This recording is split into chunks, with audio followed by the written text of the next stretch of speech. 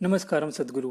सदगुरु, आज डिप्रेशन एक आम समस्या है जिससे कुछ लोग तो आसानी से बाहर आ जाते हैं, परंतु कई लोग इसमें फंसकर अपना जीवन तक खत्म कर लेते हैं। तो हम जानना चाहते हैं कि डिप्रेशन का मूल कारण आखिर क्या है। आपके भीतर बसा जीवन हमेशा जीवित रहना चाहता है। वो हमेशा सबसे ऊंचे शिखर को छूने के लिए तरसता है। जीवन हमेशा उल्लास और उत्साह से भरा होता है। आप मानसिक तौर पर ही डिप्रेशन की चपेट में आते हैं। आप अपने मन के तार्किक आयाम में उलझ गए हैं। आपकी समझ एक बात कहती है, लेकिन तर्क भरी सोच कुछ और ही कहती है। आपके रोजमर्रा के जीवन का दोहराव से भरा स्वभाव भी डिप्रेशन का कारण हो सकता है। मैं चाहता हूं कि आप ये बात समझें, बहुत ज्यादा तर्क वाले क्षण आत्महत्या के क्षण होते हैं। डिप्रेशन का मतलब है कि आप किश्तों में आत्महत्या कर रहे हैं। अगर आप अपने जीवन में तर्क को बहुत ज्यादा जगह देंगे तो आपकी जीवंतता घटती चली जाएगी। आपको जीवन के भौतिक पहलुओं के लिए ही तर्क को लागू करना चाहिए। अगर आपने जीवन पर ही तर्क को लागू किया तो आप डिप्रेशन के शिकार हो जाएंगे। अगर आप हर उस चीज को मिटा दें जो आपके लिए कुछ मायने रखती है, आकाश में उड़ते पंछी, आपके बगीचे में खिले फूल, आपके बच्चे का चेहरा, और फिर अपने जीवन की तर्क से काट छाट करें, तो आप डिप्रेशन की मंजिल तक पहुंच जाएंगे। अब जीवन में नई जान फूंकने का समय आ गया है। आपके जीवन में सबसे मूल्यवान चीज खुद जीवन है।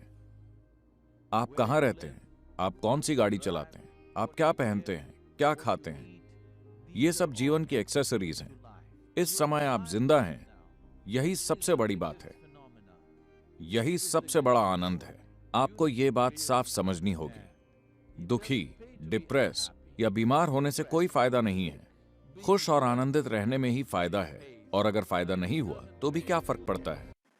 सदगुरु, डिप्रेशन के इलाज के लिए लोग आज भी मनोचिकित्सक के पास जाने से कतराते हैं।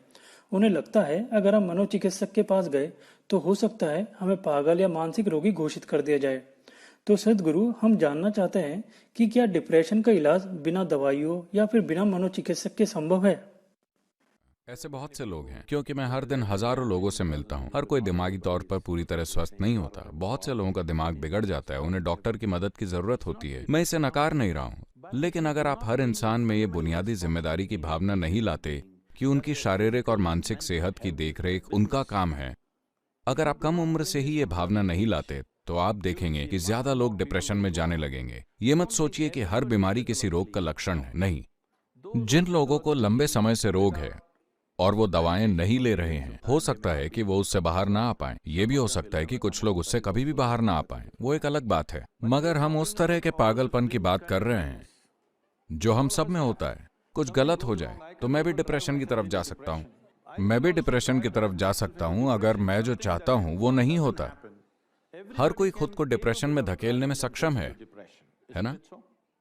ये संभव है या नहीं? तो मतलब आप कह रहे हैं कि डिप्रेशन एक चुनाव है। मेरा मतलब, आपको लगता है कि डिप्रेशन अपनी मर्जी से होता है? देखिए, प्लीज समझिए, कुछ लोगों को ये रोग है, उनके न चाहने पर भी ये उन्हें पकड़ लेता है, मगर बहुत से लोग खुद को उसमें धकेलते हैं। मान लीजिए आप बहुत गुस्से में हैं, आप क्या शब्द इस्तेमाल करेंगे? मैं पागल हो गया हूं। तो आप चेतना में अपनी इच्छा से पागल हो रहे हैं, क्योंकि आपको समाज में कुछ नतीजे मिले। अगर आप बार बार ऐसा करते हैं तो क्योंकि मानसिक संतुलन और पागलपन के बीच की रेखा बहुत पतली होती है, अगर आप धक्का देते रहेंगे तो एक दिन आप उस पार चले जाएंगे। दुनिया में बहुत सारे लोग ऐसे हैं जिन्हें बीमार नहीं होना चाहिए, शारीरिक और मानसिक दोनों रूप से। मैं सिर्फ मानसिक रोग की बात नहीं कर रहा हूँ। ये जरूरी नहीं कि वो शारीरिक या मानसिक तौर पर बीमार हो। देखिए, पिछले 50 सालों में हृदय की लाखों सर्जरीज हुई हैं। आज सर्जन साफ साफ कह रहे हैं कि अगर आप रेड मीट छोड़ दें, अगर सही भोजन खाएं, कसरत करें, तो आपको सर्जरी की जरूरत नहीं पड़ेगी। क्या ये आपकी कार्डियोलॉजी के खिलाफ है कि कई लोग अपने जीवन के कुछ खास समय में खुद को डिप्रेशन की स्थिति में धकेल देते हैं और वही लोग पक्का इरादा करके उससे बाहर भी आ जाते हैं? क्या ऐसा है? हजारों लोग। ऐसा है या नहीं? बहुत से लोग। तो मैं कह रहा हूं कि कई संभावनाएं हैं। हर किसी को रसायनों की जरूरत नहीं है। हो सकता है कि ये किसी खास पेशे के खिलाफ हो, मगर हम मानवता की बात कर रहे हैं। धन्यवाद सदगुरु। हालांकि मुझे नहीं लगता कि अंजलि इस जवाब से पूरी तरह सहमत है। आप किसी सच को पूरी तरह स्वीकार या अस्वीकार कैसे कर सकते हैं? अगर ये राय हो तो आप स्वीकार या अस्वीकार कर सकते हैं। क्या ये सच है कि आप में से कई लोग, मैं कह रहा हूं आप में से ज्यादातर लोग युवा हैं, आपने काफी जीवन नहीं देखा है, मगर इस छोटे से जीवन में भी ऐसे पल आए होंगे जब आप अपनी उदासी से आगे बढ़कर कुछ दिन तक डिप्रेशन में चले गए थे। क्या आपके साथ ऐसा हुआ है? और आप में से अधिकांश लोग बिना किसी की मदद के, या शायद किसी दोस्त या किसी व्यक्ति जिसने आपको थोड़ा समझाया हो, उसकी मदद से उससे बाहर आए हैं। क्या ऐसा हुआ है? These are facts, these are not opinions. ये सच है, ये राय नहीं है। सदगुरु, क्या कोई ऐसा तरीका है जिससे हर एक व्यक्ति हमेशा के लिए खुश रहना सीख सके, चाहे परिस्थितियां कैसी भी हो? जीवन में बस इतना कीजिए।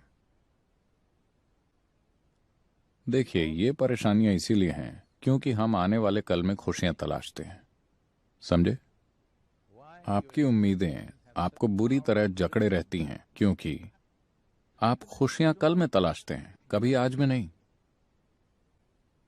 अगर ये और ऐसा हो जाए तभी मैं खुश रहूंगा।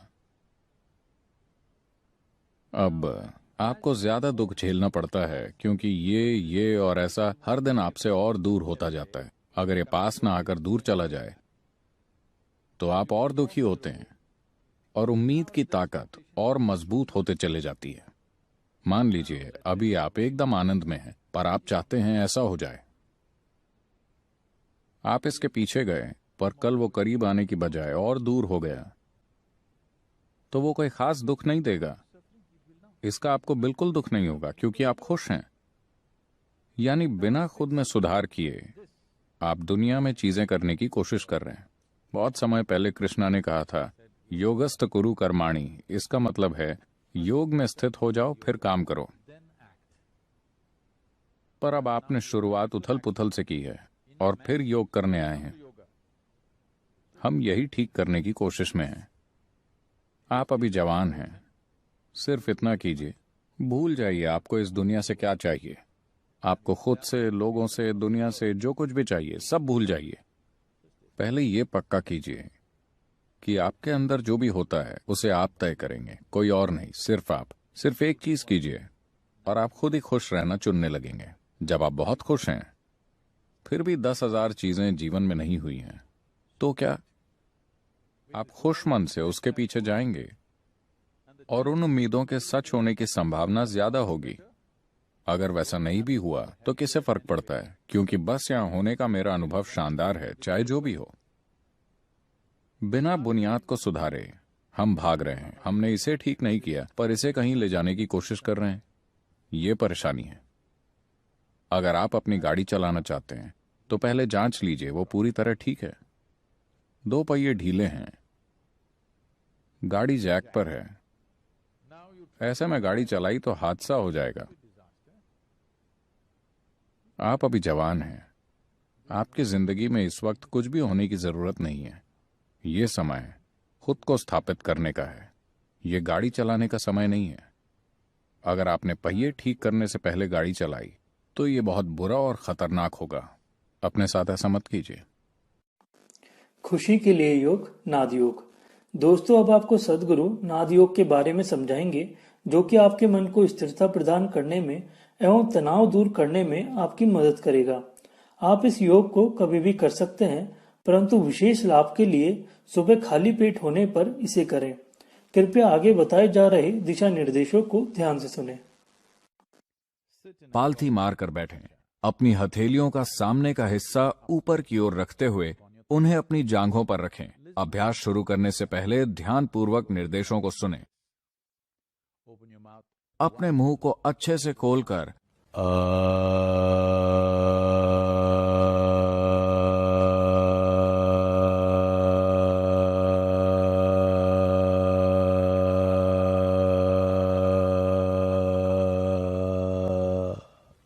ध्वनि का उच्चारण करें। ध्वनि में पूरी तरह सांस छोड़ें। हम इसे 7 बार करेंगे। फिर अपने होठों को गोलाकार बनाकर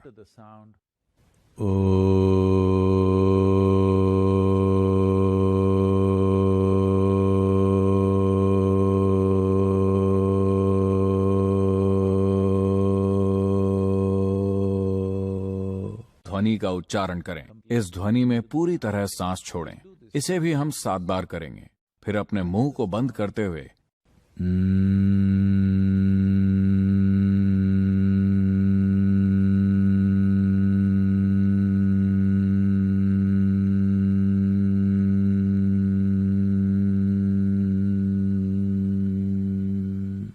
ध्वनि का उच्चारण करें। आप 7 बार का उच्चारण करें। ऐसा करते हुए ध्यान दें कि कंपन शरीर के किस हिस्से में हो रहा है। आ ध्वनि आपके नाभि के पास, ओ ध्वनि पसलियों के मिलने के बिंदु पर और ध्वनि आपके गले के गड्ढे के आसपास कंपन उत्पन्न करती है। दोस्तों, जैसा कि आपको पता है कि अच्छे खासे लोग जिनके पास पैसा, नाम और हर वो एक सुविधा है जो कि दुनिया के 75% से ज़्यादा लोगों के पास नहीं है, फिर भी वो लोग अपने जीवन में परेशान होकर डिप्रेशन में आकर आत्महत्या कर लेते हैं। लेकिन ये विख्यात लोग हैं, इसलिए हमें इनके बारे में पता लगता रहता है। लेकिन हर दिन ऐसे भी कई हजारों लोग विश्व भर में आत्महत्या करते हैं डिप्रेशन की वजह से, जिनका हमने कभी ना तो नाम सुना होगा और ना ही किसी न्यूज़ चैनल ने उन्हें कवरेज दी हो।